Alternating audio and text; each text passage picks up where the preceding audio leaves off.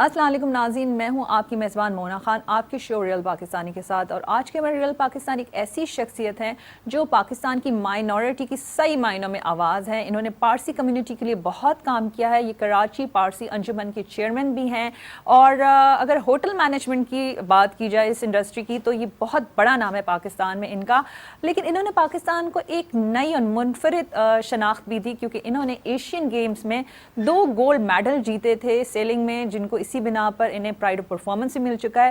تو آج کے ہمارے real Pakistani one and only Bahram D Avari صاحب ہمارے ساتھ موجود ہوں گے. جی، آج کے ہمارے ریئل پاکستانی بہرام ڈی اواری صاحب ہمارے ساتھ موجود ہیں. ہم سر کو ویلکم کریں گے. جی بہت شکریہ سر کہ آپ نے ہمیں ٹائم دیا. اور جس طرح سے میں نے ذکر کیا تھا کہ اپنے انٹرو میں کہ آپ نے 2 گولڈ میڈل جیتے تھے ایشین گیمز میں، اور سر یہ ہمارے لیے بڑے فخر کی بات ہے کہ یہ جو گولڈ میڈل تھے یہ پاکستان کے نام آپ نے کیے تھے. ہمارے ساتھ شیئر کریں. سوال آتا ہے کہ شروع کیسا ہوا. شروع ایسا ہوا کہ ایک صاحب تھے، اس کا نام تھا شاپور شروف. وہ میرے والدہ امی کو ملنے آئے اور بولا میں کل جا رہا ہوں کشتی رانی پہ. تو میں بولا کیا کشتی رانی؟ سب کشتیں ہوگی، ہوا لگتا ہے وہی ساتھ چلتی، تو اس میں کون آگے آتا ہے کون پیچھے آتا ہے. بولا کل آ کے دیکھو. میں گیا، اس کے ساتھ سیلنگ کیا، مزہ آ گیا. تو انگریزی میں بولتے دا بگ بٹ، تو ایک لگ گیا، شروع ہو گئے. چلتے چلتے چلتے میں جب ریسنگ کرتا تھا تو ان کے علاوہ، وہ شاپور شوق کے علاوہ میں ہی تھا پاکستانی، اور سب انگریز تھے. اور جب میں شروع کیا تو ہر وقت مجھے ڈسکوالیفائی کر دے، ہر وقت ڈسکوالیفائی کرے. تو بولا یہ کیا بچہ آیا ہے ہم.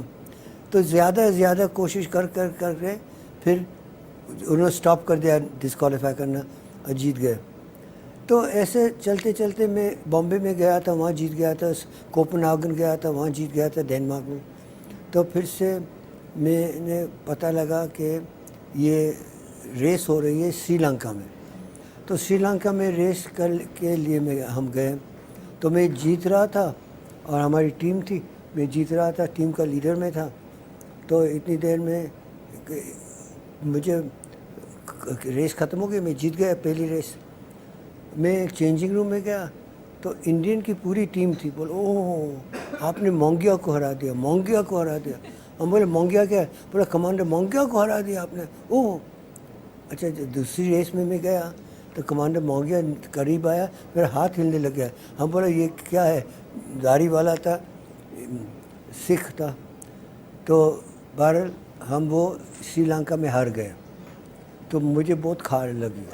میں بولا کہ یار یہ مجھے سائیکولوجیکلی ہرا دیا. تو پھر میں نے کیا کیا کہ میں نے ایک آرگنائز کیا ساؤتھ ایشیا ریگیٹا. تو وہ ٹائم پہ انہوں نے بولا تھا کہ حفیظ پیرزادہ صاحب تھے اسپورٹس اینڈ کے منسٹر. بولا 2 انڈیا پاکستان کا نہیں، ریجنل کرو تو کر دو. میں نے 7 ملکوں کو بلایا، 7 ملکوں سے ریس کرایا. اور مونگیا بھی تھا یہاں پہ. میں نے مونگیا کے ساتھ ریس کیا، ہر ریس میں مونگیا جیت گیا، میں ہار گیا. مجھے بہت کھار آئی، بہت غصہ آیا. میں بولا یار اس کو تو کوئی طرز کرنا. تو میں نے اس کا شرط لیا.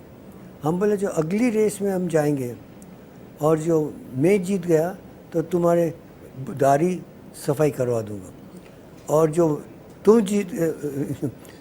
میں جیت گیا تو تم جیت گئے تو میں بال نکال دوں. بولا شرط ہو گئی. مجھے پتہ لگا کہ ایشین ریگیٹا ہو رہی ہے تھائی لینڈ میں، ایشین گیمز کی. تو ہم وہاں پہنچ گئے. میں نے کشتی بورو کی ولایت سے، کیونکہ وہ لیول کی کشتی چاہیے انٹرنیشنل. تو بورو کی فلائٹ میں پی آئی نے پہنچا دی یہاں پہ. میں ریس کیا، ہر ریس میں مونگیاٹو میں نے ہرا دیا. اس کے بعد میں نے بولا ابھی بال کاٹو. بولا بکواس ہے، میں کوئی دن بال نہیں کاٹوں گا. بٹ میں جیت گیا. تو ایک دفعہ شروع ہو گیا نا، تو پھر سے کرتے کرتے یہ 2 گولڈ میڈل ہو گئے. اور دوسرا گولڈ میڈل 82 میں میری بیوی کے ساتھ تھا. تو میں نے اس کو سکھایا تھا کیسے کہ ہوا بہت ہلکی تھی، تو you needed a lady for a کرو. اور پھر سے کینیڈین نیشنل سیلنگ چیمپئن شپ جیتا میں. ورلڈ چیمپئن شپ میں سلور میڈل لیا. اور اس کے بعد میں نے امریکہ کا، ولایت کا، سری لنکا کا، سب جگہ کا جیتا. اور ورلڈ چیمپئن شپ میں 2nd آیا. تو پھر سے مجھے جب ریس ختم ہوئی تو انہوں نے سب رپورٹرز نے پوچھا کہ یہ اواری صاحب اگلی ریس کون سی ہے؟ تو میں بولا अगली रेस तो घर के जाके कारोबार की रेस है। मैं मोहम्मद अली क्ले नहीं हूँ कि मार के फिर गिर जाऊँ। तो फिर से जो था तो मज़ा आया। मगर बात ये है कि ये इंटरनेशनल चैम्पियनशिप में जो जाना है तो दे आर 3 प्रिंसिपल। पहली बात तो नॉर्मल लाइफ में हमें जो हमारे वालिद साहब ने सिखाया था, first comes family, second comes business and third comes pleasure. को भी तफरी प्लेजर। चैम्पियनशिप में जाने के लिए थोड़ा बदली करना पड़ा। फैमिली केम लास्ट, पहला केम स्पोर्ट तफरी, second came business and third came family. वो ज़्यादा लंबा नहीं खींच सकते, तो उसके बाद हमने कारोबार शुरू किया, कारोबार में इन्वॉल्व हो गया। सर हमने देखा कोविड में काफ़ी मुश्किलात रही, लेकिन उस वक़्त जब लोग बेरोज़गार हो रहे थे और लोगों की जॉब्स जा रही थी, बिज़नेस बंद हो रहे थे, लेकिन सर आपने उस वक़्त एक आला मिसाल इस तरह से कायम की कि आपने जितने भी आपके एम्प्लॉय थे, आपने घर बैठे उनको सैलरीज़ दी, उनका ख्याल किया और सर अपने एक मिसाल कायम की थी। तो सर आप उस हवाले से हमें बताएं, क्योंकि ये सर ये इसलिए भी मैं पूछ रही हूँ ताकि लोग देखने वाले ये भी जान सके कि जब मुश्किल वक्त होता है ना तो इंसान को साथ देना चाहिए। हमारे वालिद साहब का प्रिंसिपल था कि कोई भी दिन गरीब आदमी को तकलीफ़ नहीं होनी चाहिए। और देखिए 9/11 हुआ, वॉर ऑन टेरर हुआ, वर्ल्ड डाउनटर्न हुआ, हमने कोई आदमी को नौकरी से नहीं निकाला। जब कोविड हुआ हमारे 5 होटल पंजाब में बंद हो गए और हमारे 3000 आदमी को हमने घर भेजा, मगर पूरे तनख्वाह और मेडिकल के साथ 2 साल के लिए। कोई को नौकरी से नहीं निकाला। हमने 60 करोड़ की कर्ज़ा लिया, 60 करोड़ का कर्ज़ा लिया मीट करने के लिए, लेकिन नौकरी से निकाला नहीं, बर्दाश्त हमने किया। पाकिस्तान में सोशल नेट नहीं है। हम जब तक सोशल नेट करेंगे गरीबी, आज देखें 45% आदमी बेरोज़गार है, उनके पास खाने का पैसा नहीं है, उनके पास नौकरियां नहीं है। ये नहीं होना चाहिए। हर आदमी को हक है कि नौकरी मिले और हर आदमी का हक है कि खाने का मिले और बच्चों को खाने दे। तो हमारा प्रिंसिपल था, हमारा असूल था कि हम कोई को नौकरी से निकालेंगे नहीं, और हमने नौकरी से नहीं निकाला। देखें ना, बात ये है कि वो देता है, वो लेता है। आप जितनी शक्कर डालेंगे इतनी चाय मीठी होगी। आप बोले कि पहले क्या आता है, लॉयल्टी का मकसद उर्दू में क्या बोलते हैं, लॉयल्टी को लॉयल्टी बोलते हैं। लॉयल्टी, आप बोले कि ये आदमी मेरे से लॉयल्टी नहीं है। जब भी उसको तकलीफ़ थी आपने लॉयल्टी दी थी। आपको लॉयल्टी देनी पड़ती है पहले और फिर लॉयल्टी मिलेगी। आप घर में बैठे उसको तकलीफ़ हो, बोलो खुदा हाफिज़, घर चला जाओ, ये नहीं होगा। ये हमारे असूल नहीं है, ये हमको नहीं सिखाया है। कि आप जो कराची पारसी अंजुमन के चेयरमैन भी हैं, और आमतौर पर पाकिस्तान का एक परसेप्शन जाता है जब माइनॉरिटी की बात करते हैं, लेकिन सर आपने जिस अंदाज में माइनॉरिटी के लिए काम किया, अपनी कम्युनिटी के लिए काम किया है, ये एक बहुत बड़ी बात है। तो सर आप क्या कहना चाहेंगे? न्यूयॉर्क में भी आप जाए ना, तो न्यूयॉर्क में भी डकैत होती है, तकलीफ़ होती है, माइनॉरिटी को प्रॉब्लम होता है। मगर ये बात नहीं है कि आप बोले कि एक प्रॉब्लम हुआ माइनॉरिटी को, कोई माइनॉरिटी को प्रॉब्लम होता है। 22 करोड़ आदमी में 1 या 2 या 4 को हुआ तो पता नहीं है ना, ये प्रिंसिपल नहीं है। ऐसा नहीं कि 20% माइनॉरिटी को या 100% माइनॉरिटी को तकलीफ़ हो रही है।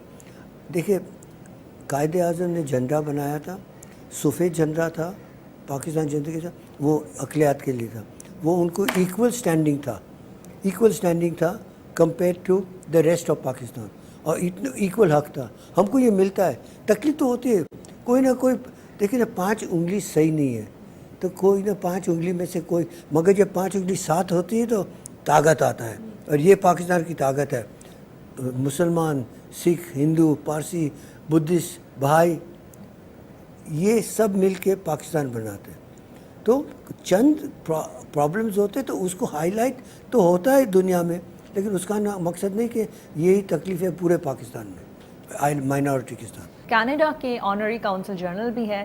یہ بھی کریڈٹ، یہ بھی ایک آنر پاکستان کو جاتا ہے کہ ایک ایسے پاکستانی کو ایک آنری کاؤنسل جنرل بنانا اور اس پہ اعتماد کرنا، یقین کرنا سر بڑی بات ہے. تو کیا کہنا چاہیں گے آپ؟ دیکھیے بات یہ ہے کہ آنری کاؤنسل خاص طور پہ وہی ملک کا ہوتا ہے، مگر میں ابھی 30 سال سے آنری کاؤنسل ہوں اور مجھے پتہ نہیں لوگ کو کیوں کھٹاس لگتا ہے کہ وہ کینیڈا کی حکومت تو میرے ساتھ بات ہے، ان کو بھروسہ ہے میرے پر. تو 30 سال سے میں آنری کاؤنسل ہوں. آنری کاؤنسل کا مات نہیں ہے ویزا کے لیے، یہ غلط فہمی ہوتی ہے. یہ ان کا کام ہوتا ہے کہ جو کینیڈین سٹیزن کو تکلیف ہو وہ تکلیف دور کرنے کے لیے میرے پاس آتے ہیں. یا پاسپورٹ رینیول کے ہوتا ہے، کوئی کا پرابلم ہوتا ہے، گھر کا، ڈکیت کا، کچھ بھی اس کا پرابلم ہو تو وہ آتا ہے ہمارے دفتر، ہم اس کو سالو کرتے ہیں. پاکستان سے باہر جاتے ہیں اور لوگ آپ سے ملتے ہیں، محبت کرتے ہیں، عزت دیتے ہیں، تو کیسا لگتا ہے آپ؟ پاکستان نے مجھے عزت دی، میں نے پاکستان کو عزت نہیں دی، پاکستان نے مجھے عزت دی.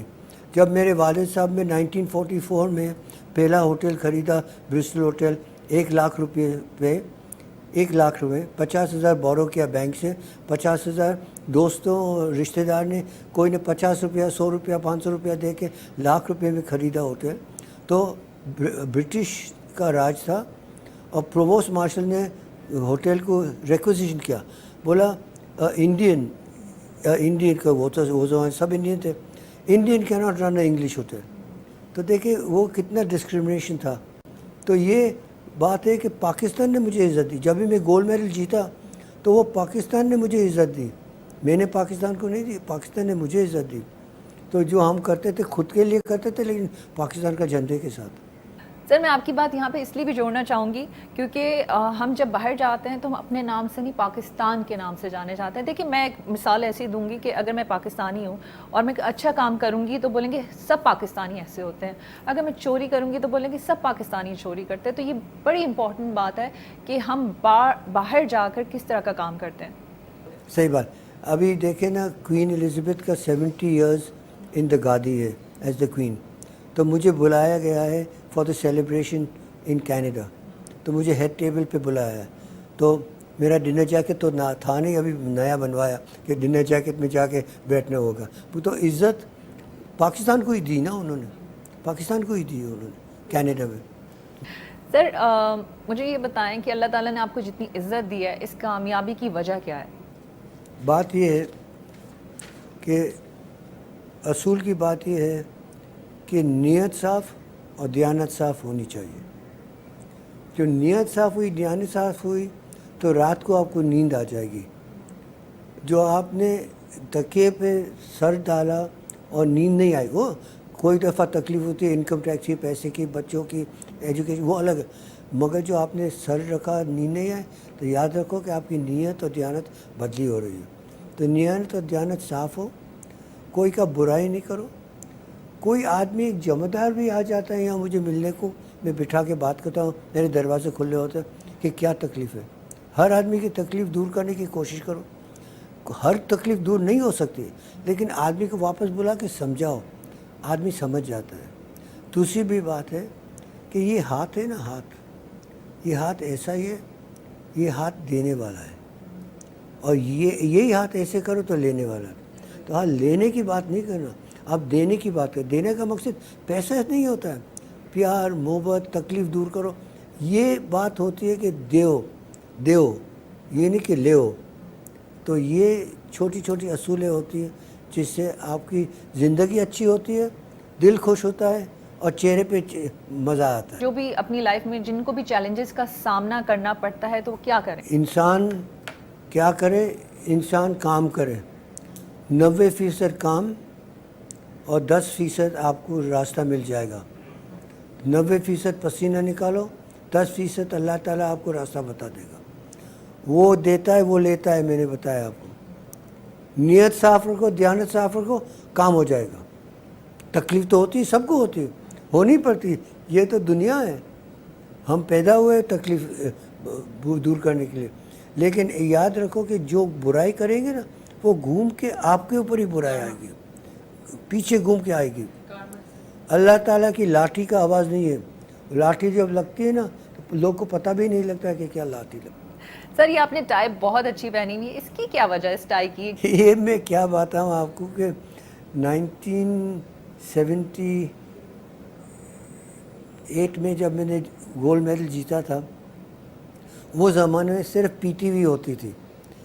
तो पीटीवी होती थी तो वहाँ पे वहाब सिद्दीकी था, जो अपना वहाब एडमिनिस्ट्रेटर का वालिद साहब, उसकी मेरी दोस्ती थी। उसने मेरे साथ प्रोग्राम किया था पीटीवी पे, और आपका डायरेक्टर था तो उसने चेहरा प्रोग्राम किया था। और चेहरा प्रोग्राम के अंदर जो अभी खुशबू आलिया होती थी, जिसने मेरे साथ एंकर किया था, अभी तो शुजात बेग की बीवी है, तो हाँ खुशबख्श शुजा है। तो जब प्रोग्राम किया था तो मैंने यही किस्म का एक टाई पहना था, और प्रोग्राम इतना सक्सेसफुल हुआ कि उन्हें 10, 12, 15 दफ़ा चलाया प्रोग्राम। तो वो टाई तो ख़त्म हो गया था। जब मैं विलायत गया था तो मुझे नज़र पड़ा यही टाई, तो मैंने वही टाई पहन लिया। अभी बहुत सारे चैनल्स ने मेरे साथ इंटरव्यू किया है, मगर ये पहली दफ़ा है वो ज़माने के बाद कि पीटीवी ने कहा। तो मैं मेरे टाइयों में से निकाला, मेरे को वही टाई पहन के वो पीटीवी के अंदर जहाँ मेरा नाम हुआ था पहली दफ़ा, तो उस वजह से ये टाई मैंने पहना। आपको लगता है ये बड़ा पुराना किस्म का टाई है, लेकिन ये दिल वाला टाई है। पाकिस्तान की मैं इसी होटल मैनेजमेंट की इंडस्ट्री के हवाले से सवाल करना चाहूँगी कि क्या इसमें इतनी पोटेंशियल है इस बिज़नेस में कि इस पे ध्यान दिया जा सके? पोटेंशियल सबसे ज़्यादा है नॉर्दर्न एरियाज़ में, और नॉर्दर्न एरियाज़ में जो पोटेंशियल है, तो ये हुकूमत का काम है कि हुकूमत इसको प्रोग्राम के अंदर एक बनाए, मॉडल बनाए, 2, 3, 4 मॉडल, और जिनकी ज़मीन है उस ज़मीन के ऊपर कर्जा दे, और वो आदमी लोग जानते नहीं है कैसा, मगर वो बना के उनको चलाए। फैमिली भी वहाँ ठहरे, और छोटे छोटे होटल 8 कमरा, 10 कमरा, 15 कमरे के बनाए नॉर्दर्न एरियाज़ में, और चला दें और उनको सिखा दें। तो इससे तरक्की होगी, बेरोज़गारी जाएगी, टूरिज़्म डेवलप होगा। और पहले आपको लोकल टूरिज़्म का शुरू करना है, उसके बाद फॉरेन टूरिज़्म आएगा। इसमें आप क्या समझते हैं कि लोगों को कितना रोज़गार मिल सकता है? देखिए ना, हमारा जो एक होटल है बड़े वाले, उसके 600 आदमी काम करते हैं। तो सर्विस इंडस्ट्री में जो कंसंट्रेशन करें तो बेरोज़गारी हट सकती है जल्दी से। अभी देखिए, एक स्पेशल प्लांट में लगाए, टेक्निकल प्लांट में, तो आजकल के ज़माने 100 आदमी, 200 आदमी से पूरा प्लांट चलता है। लेकिन देखिए, होटल 600 आदमी से चलता है, फिर 24 घंटे का होटल चलता है, 3 शिफ्ट में चलता है। और उनका कहना है यूनाइटेड नेशंस का कि एवरी $1 जो $1 इस्तेमाल होता है होटल के अंदर, तो $4 इस्तेमाल होते हैं अलग चीज़ों में, ट्रैवल के अंदर, साइट सीइंग के अंदर, फोटोग्राफी के अंदर, खाने के अंदर, पीने के अंदर, ख़रीदने में आर्टिफैक्ट्स चीज़। तो ये आपको पता लगे कि कितना पोटेंशियल है, ज़बरदस्त पोटेंशियल फॉरेन एक्सचेंज जीतने के लिए, काम अर्निंग के लिए, और also for the employment of people. मैं बोलता हूँ मुझे सबसे बड़ी फिक्र है कि एम्प्लॉयमेंट होना चाहिए। एम्प्लॉयमेंट होना तो बच्चों का तनख्वाह भी मिलती है, बच्चों की एजुकेशन। अच्छा, एक मैं आपको एक मिसाल दूँ जो आपको शायद पसंद आएगा। देखिए, अभी खर्चा बहुत हो रहा है, लोग बर्दाश्त नहीं कर सकते, तो उनके पास पैसा नहीं होता है, तो स्टाफ मेरे पास आता है अलग अलग कि हमारी तनख्वाह बढ़ा दे। मैं उनको बोलता हूँ कि देखें, आपकी तनख्वाह सोचो कि जो भी तनख्वाह है वो आपके लेवल के हिसाब से तनख्वाह है। वेटर की तनख्वाह अलग है, जैनिटोरियल सर्विस की अलग है, फ्रंट डेस्क की अलग है। हम बोला मैं तनख्वाह आपकी बढ़ाऊँ तो दूसरों को नहीं बढ़ा सकता हूँ, तो मैं कारोबार चला नहीं सकता हूँ। लेकिन मुझे एक पहले बताओ कि आपका क्यों खर्चा बर्दाश्त नहीं कर, लिखाओ मुझे। तो वो लिखाते जब लिखाते आते, बच्चों का स्कूल की फ़ीस आती है, स्कूल के बच्चों के किताब की बात होती है, यूनिफॉर्म की बात है। तो मैं बोलता अच्छा, आज से होटल नहीं मगर हेड ऑफिस मेरा हेड ऑफिस आपको बच्चों की स्कूल फ़ीस देगा, आपको बच्चों के यूनिफॉर्म का देगा, किताबों के देगा। ये बच्चे ऐसे बने कि पूरी दुनिया में जाके कमाए और पैसा भेजे पाकिस्तान में। दूसरी बात है कि उनका जो रिज़ल्ट होगा तो मैं हमारे पास 600 स्टाफ है, कोई ना कोई तो रहेगा, वो जाके स्कूल से हर महीने का किताब ले आएगा कि लड़का स्कूल में जा रहा है, पढ़ रहा है और उसको तालीम हासिल है। ऐसा नहीं कि घर बैठा है। इतना बड़ा नेटवर्क है तो किस तरह से मैनेज करते हैं? पहले तो मेरे 2 बेटे हैंडल करते हैं। मैं 81 ईयर्स का हूँ, तो अभी 81 के ऊपर सब चीज़ तो कर नहीं सकता हूँ, लेकिन तभी करता हूँ। मगर ये है कि लोग को नौकरी पे लगाओ और जो मैनेजर होते हैं ना, उनको हक दो काम करने का। Give them authority and responsibility. Authority भी दो, रिस्पॉन्सिबिलिटी दो, और देखो काम कैसे चलता है। और चुनो। देखिए बहुत दफ़ा क्या होता है कि बहुत काबिल आदमी होता है ना, तो ज़रा उसका हाथ होता है मारने का। मेरे वालिद साहब कहते थे उसको रखो, वो काबिल है, चला देगा। इसके इर्द गिर्द ऐसे ऑनेस्ट आदमी रखो कि वो दूर नहीं हो सके, मगर उसको तनख्वाह डबल दो, उसको तनख्वाह डबल दो, को हाथ नहीं मारे। और इर्द गिर्द रखो बड़े भरोसा वाले आदमी कि उसको करने भी नहीं दे, और देखो कैसे चलता है। मगर साथ साथ रिस्पॉन्सिबिलिटी एंड अथॉरिटी, हक भी दो और रिस्पॉन्सिबिलिटी भी दो, ये तरह से काम चलता है। हम चाहेंगे कि हमारे देखने वालों के लिए कोई मैसेज आप देना चाहें? जो आप करेंगे वो आप भरेंगे। आप जैसे बड़े करोगे ना, तो आपके बच्चे भी यही करेंगे। कोई मज़हब ये नहीं बोलता है कि कत्ल करो, मारो, कत्ल करो। हर मज़हब बोलता है कि अच्छा काम करो। तो मेरा कहना ये है कि सब मज़हब सही है, उनका एक ही अल्लाह ताला है। हाँ, सब मज़हब का पहुंचना अलग रास्ते से है, लेकिन है एक अल्लाह ताला के। तो सब की इज़्ज़त करो और सब्र रखो, और वो काम करो, वो काम करो कि तुम्हारे बच्चे भी वही करें और उसके बच्चे भी वही करें। बहुत शुक्रिया सर जी। ये थे हमारे रियल पाकिस्तानी बहराम डी अवारी साहब। आपने इनकी गुफ्तगू सुनी, इनका मैसेज सुना, और इनके मैसेज में बड़ी प्यारी बात ये थी कि कोई भी रिलीजन जो है नफ़रत का मैसेज नहीं देता, बल्कि मोहब्बत की बात की जाती है। तो सब रिलीजन का एहतराम करें और मिलकर काम करें, क्योंकि इस मुल्क को हम सब ने मिलकर आगे लेके जाना है और ये मुल्क हमारा है। और इसी बात के साथ मुझे मोना खान को इजाज़त दीजिए। अपना बहुत ख्याल रखें। पाकिस्तान जिंदाबाद।